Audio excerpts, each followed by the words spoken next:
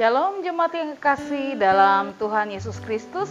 Hari ini kita bertemu lagi dengan acara Mawar. Hari ini kita mau berbicara tentang the power of sins, kuasa dosa. Kalau minggu lalu kita belajar tentang bagaimana kuasa setan.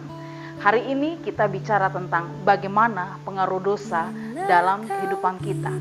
Kalau andaikan kita mau menelaah, belajar apa sih sebenarnya dosa itu, mungkin banyak kita mengerti bahwa dosa itu adalah satu pemberontakan.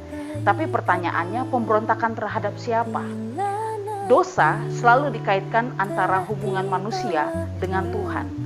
Kalau andaikan hubungan kita terputus, bahkan ketika kita jatuh di dalam satu kejahatan ataupun satu kesalahan, itu dikategorikan bahwa kita telah berdosa. Bahkan dosa pun seringkali mengarahkan kepada sikap, karakter, bahkan juga tingkah laku kita. Kalau andaikan kita bicara dosa, maka kita akan tahu betul pasti ada dampaknya ketika kita melakukan satu kesalahan. Mari kita lihat kebenaran firman Tuhan. Saya mau mengajak untuk ayat yang pertama, yaitu 1 Yohanes 3 ayatnya yang ke-8. Firman Tuhan berkata demikian, barang siapa yang tetap berbuat dosa berasal dari iblis. Perhatikan kalimat ini, firman Tuhan katakan, barang siapa yang tetap berbuat dosa berasal dari iblis. Sebab iblis berbuat dosa dari mulanya. Maka kalau andaikan kita jatuh di dalam dosa, kita dalam kondisi punya kesalahan, kita memberontak kepada Tuhan, itu berarti bahwa kita sedang dikuasai oleh pekerjaan iblis. Dan jangan kita salahkan iblis karena dia sudah bersalah. Maka hari ini saya mengajak kepada kita semua, bagaimana ketika kita memberontak, ketika kita jatuh, ketika kita tidak berdaya, apa yang dikatakan firman? Itu karena iblis sudah melakukan satu tindakan kesalahan sejak mulanya. Lalu dikatakan lagi firman Tuhan berkata demikian, untuk inilah anak Allah menyatakan dirinya, yaitu supaya ia membinasakan perbuatan-perbuatan iblis itu. Berarti Yesus datang ke muka bumi ini bukan hanya sekedar lahir, bukan hanya sekedar bangkit, tetapi dia menyelesaikan karya penebusan di atas kayu salib melalui penderitaannya. Sehingga kalau pada hari ini kita bertanya bagaimana caranya Yesus untuk menebus dosa kita, bagaimana Yesus menyelesaikan semua kesalahan manusia, dia rela memberikan hidupnya menggantikan kita yang melakukan dosa. Mengapa demikian? Karena dia memiliki kasih. Maka dia berikan satu kesempatan untuk manusia mengalami perubahan hidup. Maka dia menyatakan bahwa dia tidak mau kita binasa hanya karena perbuatan-perbuatan dari si iblis. Maka dia menyelamatkan kita, dia mengangkat kita dari semua kesalahan dan pemberontakan itu. Maka di dalam bahasa Yunani diartikan dengan kata dosa ini menggunakan kata hamartia. Kata hamartia adalah bagaimana karya Yesus untuk menyelamatkan umat manusia dari semua kesalahan dibenarkan, ditebus, bahkan disucikan. Bahkan kita pun mengalami pengampunan dari Tuhan. Supaya jangan terus-menerus dosa itu bercokol dalam kehidupan kita. Sangat luar biasa apa yang Yesus buat bagi kita. Maka hari ini semua kita tidak ada yang sempurna. Semua kita pasti seringkali jatuh di dalam dosa. Tapi pertanyaannya, apakah kita sadar untuk kita minta ampun dan datang kepada Tuhan. Supaya jangan sampai dosa itu terus-menerus mengganggu kehidupan kita. Sehingga kita menjadi orang yang memberontak kepada Tuhan. Bahkan di ayatnya yang kedua, saya ingin mengajak dikatakan di dalam Daniel pasal 9 ayatnya yang ke-9. Daniel pasal 9 ayatnya yang ke-9. Apa yang Tuhan perbuat dalam kehidupan kita? Firman Tuhan ini berkata demikian. Pada Tuhan Allah kami ada kesayangan dan keampunan, walaupun kami telah memberontak terhadap Dia. Ini sangat luar biasa.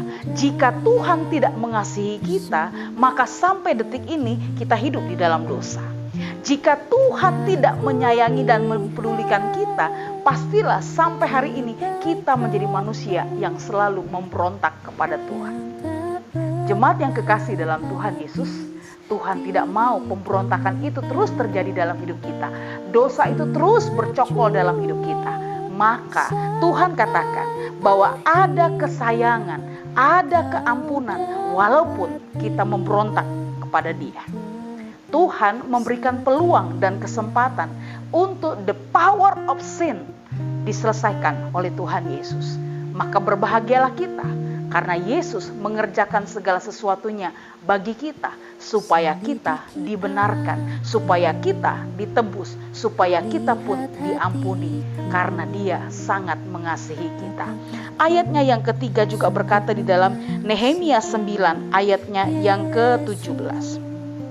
Nehemia yang ke-9 ayatnya yang ke-17. Firman Tuhan berkata, mereka menolak untuk patuh dan tidak mengingat perbuatan-perbuatan yang ajaib yang telah kau buat di antara mereka. Mereka bersih tegang leher, malah berkeras kepala untuk kembali ke perbudakan di Mesir. Tetapi engkaulah Allah yang sudi mengampuni dan yang pengasih dan penyayang, yang panjang sabar, berlimpah kasih setianya. Engkau tidak meninggalkan mereka. Bapak Ibu jemaat yang kekasih dalam Tuhan Yesus Kristus, hari ini kalau kita mengukur berapa besar dosa kita, masing-masing kita takaran dosa itu pasti berbeda-beda. Bahkan tingkatan untuk melakukan dosa sering atau tidak pernah, ataupun juga sedikit, ataupun juga selalu beruntun. Tuhan mengatakan dalam firman di dalam Nehemia 9 ayat 17 ini, ketika kita pun juga bersih tegang, kita tidak mau menganggap kebenaran firman Tuhan itu, bahkan kita pun tidak patuh, bahkan menolak kebenaran firman. Tapi Tuhan selalu memberikan kita peluang untuk dosa itu pun terus diampuni oleh Tuhan. Maka Tuhan bilang, karena Tuhanlah yang sudi mengampuni. Jemaat yang kekasih dalam Tuhan Yesus, saya hanya rindu kepada kita semua. Jika kita menyadari bahwa kita telah melakukan dosa, jangan kita simpan dosa itu dalam hidup kita. Tapi ketika kita sadar bahwa kita telah melakukan dosa, mintalah ampun di hadapan Tuhan. Berilah waktu kepada Tuhan. Biar nyatakanlah yang terbaik dalam setiap perjalanan hidup kita, supaya kita pun diampuni. Lalu dikatakan lagi, kenapa Tuhan mau mengampuni kita? Karena Dia pengasih dan penyayang, panjang sabar, berlimpah kasih setianya, dan Dia tidak akan pernah meninggalkan kita. Kita kadangkala tidak setia, kita bisa tinggalkan Tuhan. Bahkan ketika Tuhan memberikan peluang, kita tidak pernah membaca peluang. Bahkan ketika Tuhan memberikan kesempatan untuk kita hidup di dalam tebusan Tuhan, hidup dibenarkan oleh Tuhan, tapi kita merasa bahwa Tuhan itu jauh.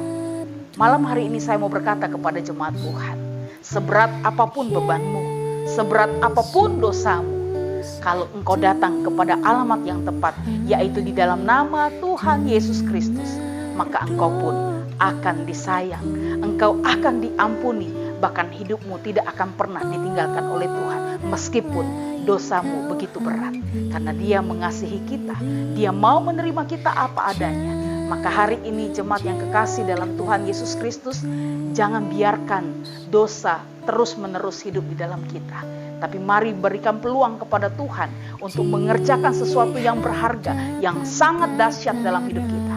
Karena the power of sin dapat dikalahkan di dalam nama Tuhan Yesus Kristus melalui karya penyaliban Tuhan Yesus Kristus. Maka biarlah hari ini kita ambil waktu dengan Tuhan dan kita menyadari bahwa hidup ini tanpa Tuhan kita tidak mungkin berarti.